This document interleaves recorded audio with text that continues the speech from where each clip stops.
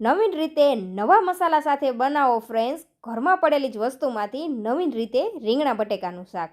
Regular રીંગણા બટેકાનું શાક તો ફ્રેન્ડ્સ તમે 100 વાર બનાવ્યું હશે, પણ એકવાર આ ટ્રીકથી બનાવી જોજો. રોજના શાક કંઈક નવીન રીતે બનાવશો ને ફ્રેન્ડ્સ તો બધાને ખૂબ જ પસંદ આવશે. એકનું એક શાક ખાઈને બોર પણ નહીં થાવ. જેને પણ પસંદ નથી ને રીંગણા, તેને પણ પસંદ આવવા લાગશે. એટલું સરસ ટેસ્ટી બનીને તૈયાર થાય છે. તો આ રીતના આપણે મીડિયમ સાઇઝના 250 ગ્રામ જેટલા રીંગણા લીધા છે. રીંગણા ફ્રેન્ડ્સ તમે તમારા પસંદ અનુસાર નાના મોટા કોઈ પણ લઈ શકો છો. જો તમારે ડીટીયાનો ભાગ રાખવો હોય તો રાખી શકો છો, અથવા તમે કાઢી પણ શકો છો. પણ આપણા દાદી નાની કહેતા હતા કે આ ડીટીયામાં મીઠાશનો ભાગ હોય છે, એટલે આપણે તેને રહેવા દેશું. અને આ રીતે આપણે એક રીંગણાના 4 ભાગ એવા રીતે આપણે તેને કટિંગ કરી લેવાનું છે. આ રીતે તમે જોઈ શકો છો, એક રીંગણાના આપણે અહીંયા 4 જ ભાગ કરી રહ્યા છીએ. તો આવી રીતે આપણે રીંગણને કટ કરી લેશું. તો ત્યાં સુધીમાં ફ્રેન્ડ્સ, ચેનલ ઉપર નવા છો, હજુ સુધી ચેનલ સબસ્ક્રાઇબ નથી કરી અને મારો વિડીયો તમને થોડો પણ યુઝફુલ લાગે ને ફ્રેન્ડ્સ, તો પ્લીઝ ફ્રેન્ડ ચેનલને સબસ્ક્રાઇબ કરજો અને આ વિડીયો તમારા ફ્રેન્ડ્સ અને ફેમિલી મેમ્બરમાં શેર કરવાનું તો ભૂલતા જ નહીં. તો અહીંયા 250 ગ્રામ રીંગણા કટ થઈ ગયા છે, તેની સામે આપણે 250 ગ્રામ બટેકા લીધા છે. તેને પણ આપણે મીડિયમ સાઇઝના બટેકા છે ને, એટલે આ રીતે મોટા ટુકડામાં જ કટ કરેલા છે. અત્યારે શાકભાજી આપણે મોટું જ રાખેલું છે, તમે ઝીણું કટિંગ પણ કરી શકો છો. અને શાકભાજીને આપણે પાણીની અંદર જ રાખવાનું છે, જેથી રીંગણા છે તે કાળા ન પડી જાય. તમે અહીંયા જોઈ શકો છો ફ્રેન્ડ્સ, આ રીતે રહેવા દેશું. અને હવે આપણે એક મસાલા પેસ્ટ રેડી કરવાની છે. તો તેના માટે ફ્રેન્ડ્સ આપણે લઈ લેશું લાલ મરચું પાવડર સ્વાદ અનુસાર. તો આપણે અહીંયા 1.5 ચમચી જેટલું લાલ મરચું પાવડર લીધું છે. સાથે 1 ચમચી આપણે લઈ લેશું ધાણા જીરું પાવડર. અને તેની સાથે જ આપણે અહીંયા ઉમેરી દેવાની છે થોડી એવી હળદર પાવડર. હળદર પાવડર તમે તમારા પસંદ અનુસાર વધુ ઓછું લેતા હોય તે રીતે લઈ લેવાનો છે. અને અડધી ચમચી આપણે લઈ લેશું ગરમ મસાલો. બસ આટલા જ રૂટીન મસાલા લેવાના છે. સાથે સ્વાદ અનુસાર નમક પણ આપણે અહીંયા ઉમેરી દેવાનું છે શાકના ભાગનું. હવે થોડું પાણી ઉમેરીને આપણે મસાલાને પાણી સાથે સારી રીતે મિક્સ કરી દેવાના છે.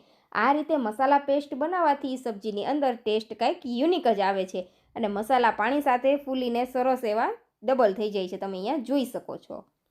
જનરલી ફ્રેન્ડ્સ આપણે એમને શાક બનાવતા હોઈએ છીએ, પણ રૂટીન શાકમાં તમે થોડા એવા નવીન રીતે મસાલા બનાવીને આ સબ્જી ટ્રાય કરશો ને ફ્રેન્ડ્સ, એટલે રેગ્યુલર રીંગણા બટેકાનું શાક કોઈને પસંદ નથી આવતું.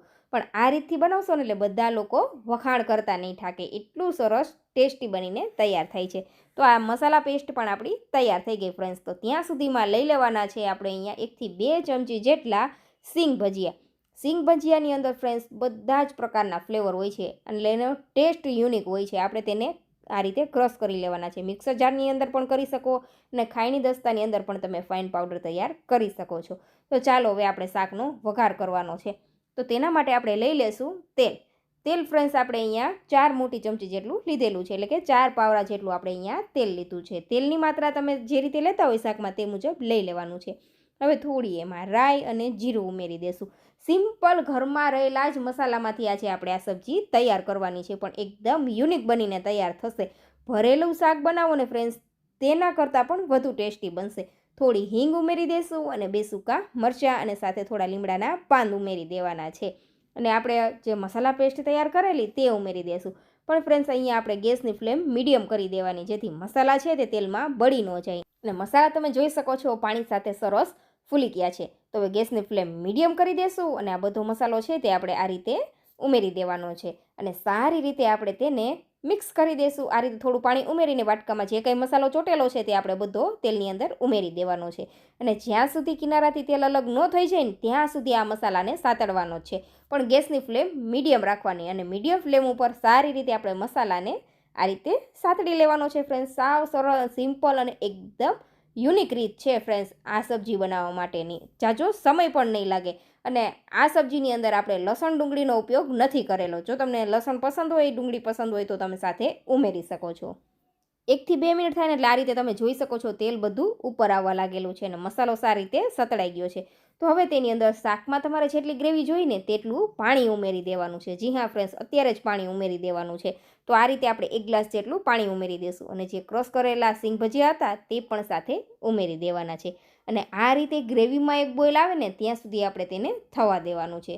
તો આ રીતે ફ્રેન્ડ્સ એકવાર તરીવાળી સબ્જી તમે ટ્રાય કરી લેશો ને એટલે ભરેલા રીંગણા બટેકાનો ટેસ્ટ પણ ભૂલી જશો. એટલું સરસ ટેસ્ટી આ સબ્જી તૈયાર થાય છે. તો આ રીતે બોઇલ આવવા લાગે ને ફ્રેન્ડ્સ એટલે આપણે જે પાણીમાં પલાળીને રાખેલું હતું શાકભાજી તેને પાણીથી અલગ કરીને આ રીતે સબ્જીની અંદર ઉમેરી દેવાનું છે. અને 5 મિનિટ માટે તેને આ તરી સાથે સારી રીતે થવા દેવાનું છે. આ સબ્જીમાં તમે લસણ ડુંગળીનો ઉપયોગ નહીં કરો ને ફ્રેન્ડ્સ, તો પણ એકદમ યુનિક ટેસ્ટ આવશે. તમે એકવાર જરૂરથી ટ્રાય કરી જોજો.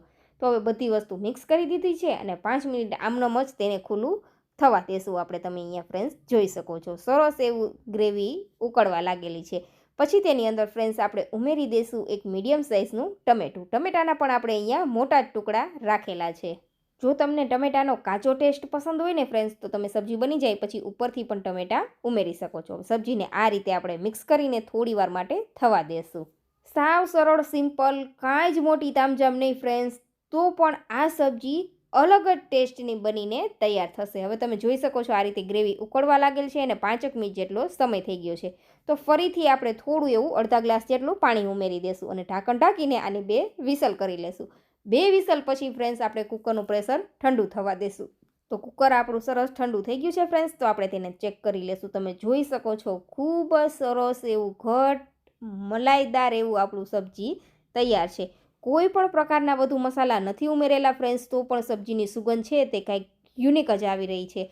લગ્ન પ્રસંગમાં વરામાં જે શાક ખાતા હોય ને ફ્રેન્ડ્સ, એવો સરસ ટેસ્ટ આવે છે આ સબ્જીનો. તો તમે જરૂરથી એકવાર ટ્રાય કરજો. અને આ સબ્જી ઠંડુ થયા પછી પણ થોડું એવું ઘટ થાય છે, એટલે તમારે શાકમાં જેટલી ગ્રેવી જોતી હોય તે મુજબ પાણી ઉમેરવાનું છે. તો તમે જોઈ શકો છો ટેસ્ટી સબ્જી